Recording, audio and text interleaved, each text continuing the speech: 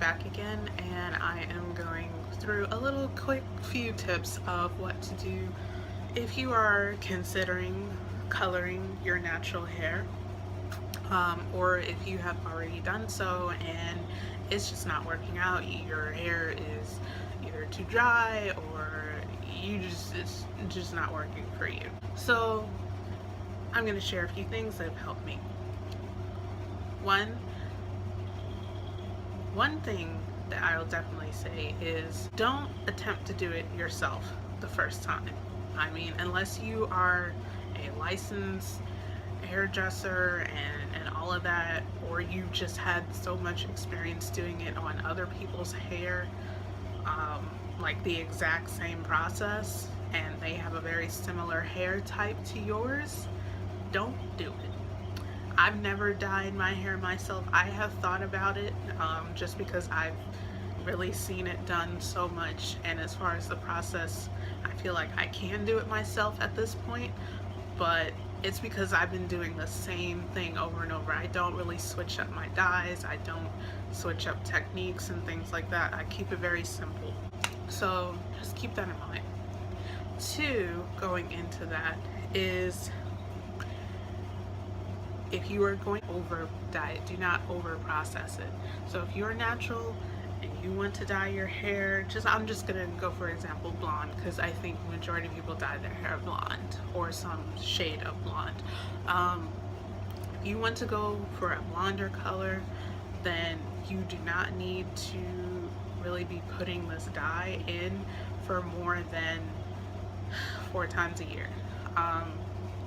And your hair may grow out very quickly, like mine. So I had this done in about, I think, January, and it's now May, so I mean it's curled up right now, so you can't really see how much it's grown, but it has grown out a lot.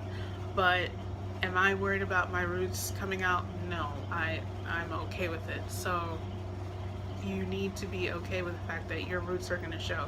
So if you don't want it to look so drastic that your hair, that your hair is dyed, then you probably either A, want to go for a color that's not as light, or you're just going to have to get over it, because you definitely don't want to put dye in your hair regularly.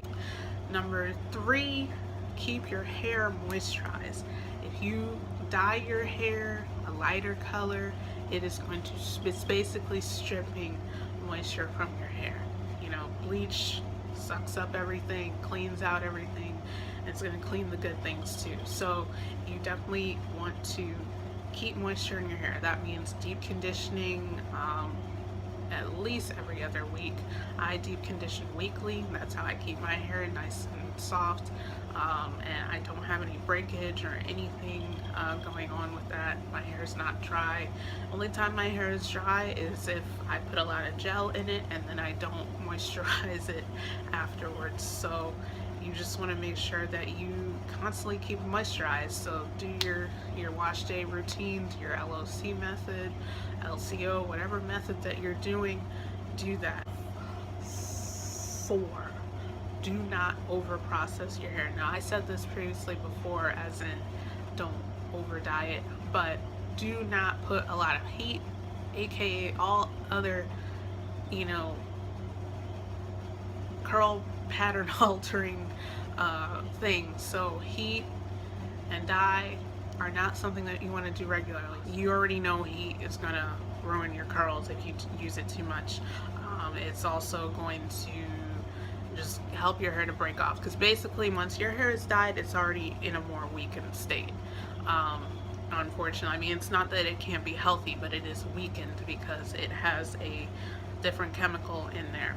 Now, if you dye your hair more darker colors like black or brown or red, basically not lightening shades, then it's not going to be as drying, or as it still has chemicals in it, especially if it's more of a red or a lighter brown. It's going to have some similar things, but it's not going to be as drastic as going for like a blonde, or if you go with like more adventurous colors like pink and blue and purple and all those other fun colors, because the thing with most of those is you have to, a lot of people I know dye their hair blonde, so they bleach their hair first and then they put the color over it to make the color just really like pop. Otherwise it tends to look a little bit more ashy.